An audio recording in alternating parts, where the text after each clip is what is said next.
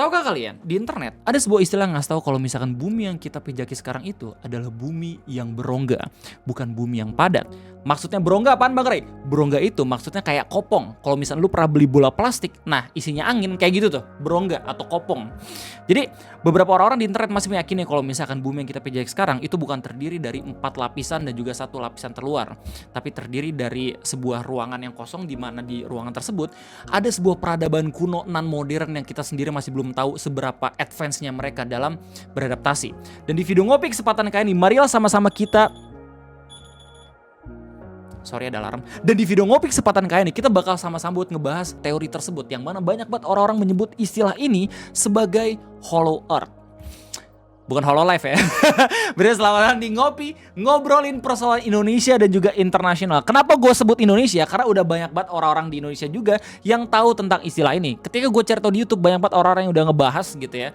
Kak Nesi, terus ya beberapa YouTuber-YouTuber yang biasanya ngejelasin tentang teori konspirasi gitu ya. Tapi di video ini gue bakal coba buat ngejelasin dan juga ngebahas dengan bahasa baik atau bahasa yang seenggaknya mudah dimengerti secara konsep gitu ya. Terus kita juga bakal cari tahu kapan istilah ini pada akhirnya bisa terpatahkan. Kenapa teori ini pada akhirnya menjadi konspirasi? Karena adanya ilmu pengetahuan modern yang udah umum gitu kita ketahui di ilmu geografi dan juga geologi. Jadi kita bakal masuk ke dalam pembahasan apa itu Hollow Earth. Hollow Earth itu adalah sebuah teori. Banyak banget orang-orang yang bilang ini teori konspirasi gitu ya, tapi gue lebih senang menyebut ini sebagai teori kuno. Kenapa begitu? Kalau misalnya kita lihat timeline sebelumnya, kita bisa tahu kalau misalkan teori Hollow Earth ini dikemukakan sama orang yang namanya Edmund Halley, seorang astronom Inggris yang dia itu bukan astronom kaleng-kaleng gitu, udah terkenal juga. Bahkan ada salah satu komet yang pada akhirnya dinamain dengan nama dia. Jadi bukan seorang YouTuber yang berfantasi kalau misalnya oh ada bumi nih, terus habis itu berongga, terus di dalamnya kita bisa berpetualang pada akhirnya menemukan harta karun gitu. Kagak. Dia adalah seseorang yang seenggaknya udah berkontribusi di dunia astronomi gitu. Dan kemudian di tahun 1692 dia sempat beranggapan dan juga berteori kalau misalkan bumi yang kita pijaki sekarang itu terdiri dari lapisan-lapisan yang salah satu lapisan yang mungkin aja berongga dan juga mungkin aja bisa berpenghuni. Dan mungkin aja itu bisa menjawab sebuah permasalahan kenapa medan elektromagnetik di bumi zamannya dia itu terlihat seperti ada anomalinya. Well, ya mungkin karena keterbatasan dari teknologi zamannya dia gitu, makanya masih belum bisa menjabarkan fenomena-fenomena apa yang sedang terjadi di bumi di tahun di abad ke-16 itu. Nah, kemudian seiring berjalannya waktu, teori Hollow Earth itu berkembang tiap abad. Sampai pada akhirnya banyak banget orang-orang gitu yang nulis buku. Terus habis itu ada lagi mantan dari tentara Amerika Serikat gitu yang sempat ngasih testimoni kalau misalkan dia pernah terbang ke Antartika, terus tiba-tiba dia nggak sadar udah ada di sebuah tempat di mana ini kayak bukan Antartika gitu. Antartika tuh kutub selatan ya, buat kalian semua nggak tahu. Jadi dalam pengalamannya dia juga cerita kalau misalkan dia berasa kayak bukan ada di Antartika tapi berada di tempat yang hijau gitu. Padahal harusnya ya dia merasakan suhu dingin yang ekstrim. Terus ketemu sama orang-orang yang tinggal di sana. Bilang kalau misalkan ini ada di wilayah yang namanya Agartha. Terus habis itu cerita kalau misalnya kita mengamati semua yang terjadi di dunia gitu. Bilang kalau misalkan dia tahu tentang bom atom Hiroshima dan juga Nagasaki. Terus habis itu dia juga banyak banget gitu sampai pada yang nge-spy menggunakan UFO dan lain-lain. Masih banyak banget teori-teori liar yang berkembang tentang Hollow Earth itu. Bahkan ada yang mencocok logikan kalau misalkan munculnya fenomena UFO gitu di bumi menandakan kalau misalkan mereka sedang mengawasi dan juga mengintai kita. Mereka tahu kalau misalkan bumi itu sedang tidak baik-baik saja sejak Perang Dunia Kedua.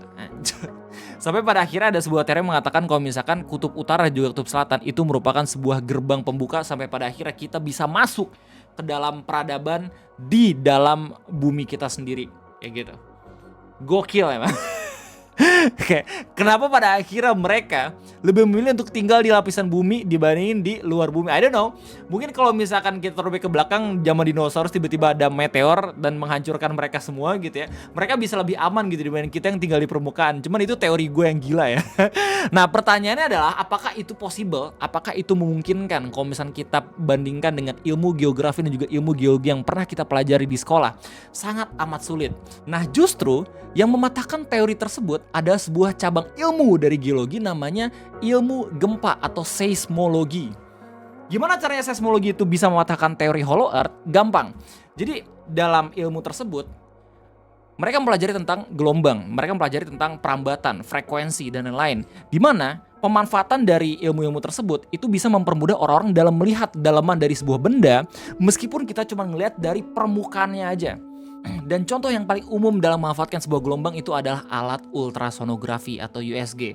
Itu adalah alat yang bisa digunakan sama dokter kandungan gitu ya, dalam memberikan sebuah jasa kepada calon orang tua, ngecek apakah anak itu sehat dalam kandungan atau kagak gitu, cewek atau cowok, ada lintang atau kagak dan segala macam gitu ya. Nah itu semua dipermudah ya dengan menggunakan alat USG yang menggunakan gelombang suara frekuensi tinggi untuk menghasilkan gambar organ dalam tubuh. Imagine kalau misalkan alat kayak gini dengan metode yang sama gitu ya, meskipun gelombangnya beda, kan gak cuma gelombang suara gitu yang ada, ada gelombang cahaya juga, ada gelombang seismik juga atau gelombang getaran.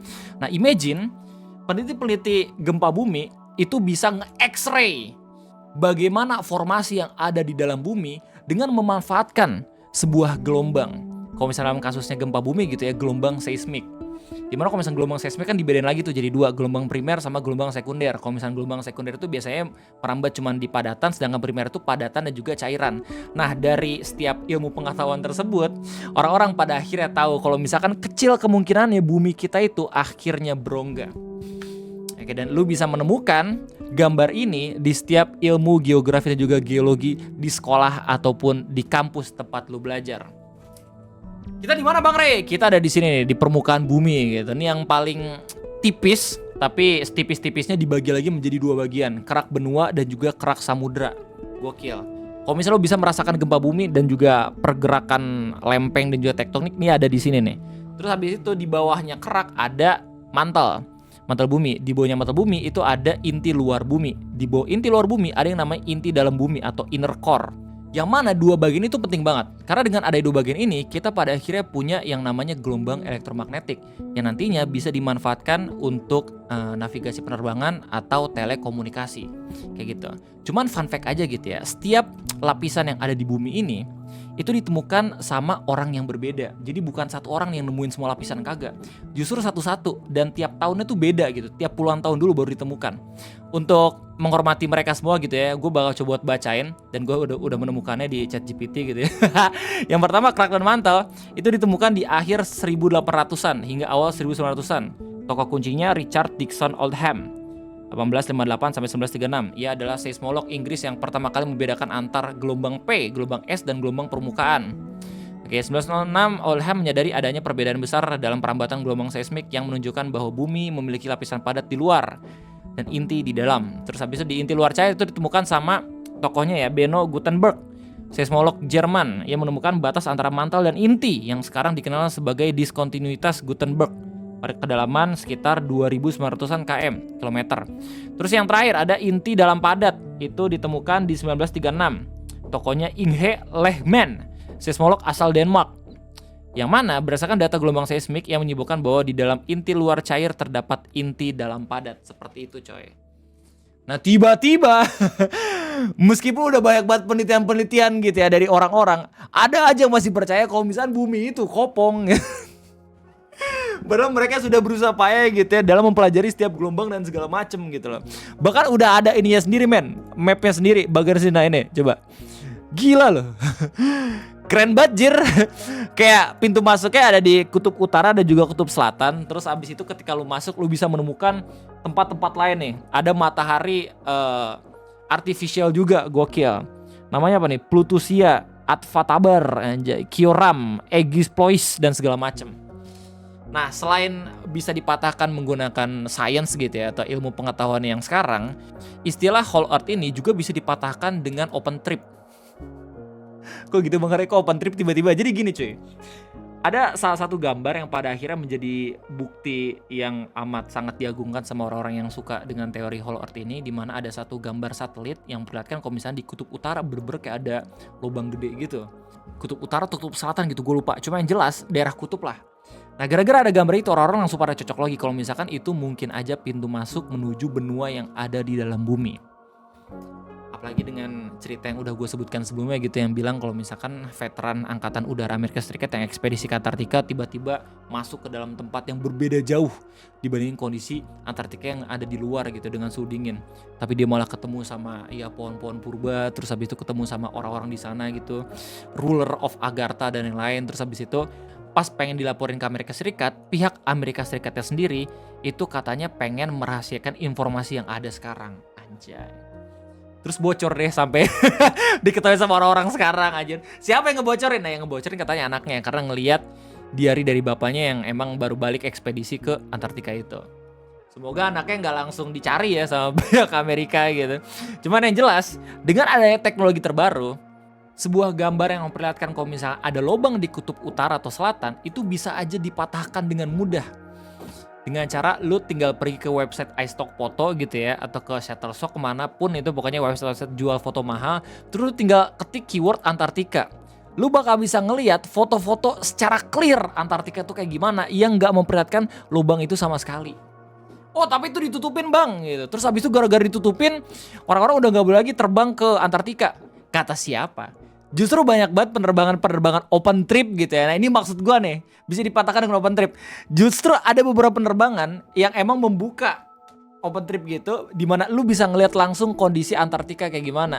Lu kalau misalnya nggak bisa melakukan itu, lu tinggal ngelihat YouTube dari orang-orang yang emang melakukan perjalanan yang gue sebutin tadi lah. Kayak misalkan di channel YouTube-nya Dennis Bunik Travel dengan judul Cantes 787 Over Antarctica, The Most Beautiful Flight Review Ever. Di video ini bener-bener jelas dia ngasih tahu tentang pengalamannya berkunjung ke daerah Antartika, meskipun cuma permukaan doang, tapi seenggaknya dia ngevideoin bagaimana kondisi Antartika di sana. Those of us who were lucky enough to fly over it. Down. Nah, As you can imagine, as soon as we hit the ice, we all jumped up. It's a beautiful place. gila. It's a vast area. It's one of the Dan gak cuma satu video ini doang ya, banyak banget sekarang YouTuber-YouTuber yang pada akhirnya bisa berkunjung ke Antartika. Bahkan Mr. Beast sekalipun anjir. Jadi kalau misalnya pada akhirnya orang-orang tuh masih punya kepercayaan dengan mitos kalau misalnya Antartika itu benar-benar sebuah tempat yang sakral banget yang sekarang udah nggak bisa didokumentasiin jadi rahasia CIA, itu nggak bener. Justru orang tuh sekarang udah banyak banget ngevlog ke sana kalau misalnya pada akhirnya punya duit yang cukup dan juga gear serta pengalaman yang memadai. Dan dari setiap pembuktian yang udah gue kasih tau ke lu semua, gue jadi punya kesimpulan sendiri. Ini kesimpulan gue sendiri gitu, ini berarti opini gue. Kalau misalkan teori Hollow Earth yang berkembang sampai sekarang itu cuma sekedar teori usang, dimana zaman dulu itu masih punya banyak banget keterbatasan secara teknologi. Makanya berkesimpulan kalau misalnya bumi itu ada lapisan yang berongga kayak gitu. Padahal mah ya kalau misalnya kita dengan teknologi yang sekarang gitu, seismograf dan lain-lain, kita bisa tahu kalau misalnya justru bumi itu padat. Walau alam ya. Jadi kalau misalnya pada akhirnya bumi itu benar berongga atas izin Allah, berarti semua ilmu yang udah dipelajari di sekolah bener-bener bisa salah anjir. Secara asumsi. Ya pokoknya itu aja mungkin teori konspirasi yang bisa gue kasih tau ke lo semua soal Hollow Earth. Gimana tanggapannya? Silahkan tulis di kolom komentar. Sekali lagi ini banyak banget opini yang emang gue kemukakan. Jadi kalau misalnya ada di antara kalian semua yang justru masih percaya sampai sekarang, silahkan tulis di kolom komentar. Gue sangat amat senang dalam berdiskusi sama lu pada di sana, oke? Sekali lagi jangan lupa buat like, jangan lupa subscribe. Terima kasih banyak. Tapi bentar, sebelum ending, gue sempat penasaran. Kalau misalnya pada akhirnya peradaban di dalam bumi itu beneran ada, mukanya kayak gimana ya? Soalnya kalau misalnya gue lihat dari deep sea fish gitu ya, yang emang muncul ke permukaan, itu biasanya jelek-jelek semua anjir. Kayak misalkan muka dari deep sea fish yang blobfish, dongo banget anjir mukanya. Saya kan semakin dalam gitu ya lo berkelana ke bumi, maka tekanannya semakin tinggi, ya gak sih? Imagine kalau misalnya pada akhirnya ada makhluk yang tinggal di dalam bumi gitu, terus tiba-tiba muncul ke permukaan, yang awalnya mukanya segagah ini tiba-tiba berubah anjir, tekanannya gara-gara lembek jadi kayak gini. Udah kayak Ohim tapi ditonjok anak-anak Facebook 1000 orang gitu. Sekali lagi thank you udah nontonin, sampai jumpa lagi nanti di next video ngopi. Bye bye.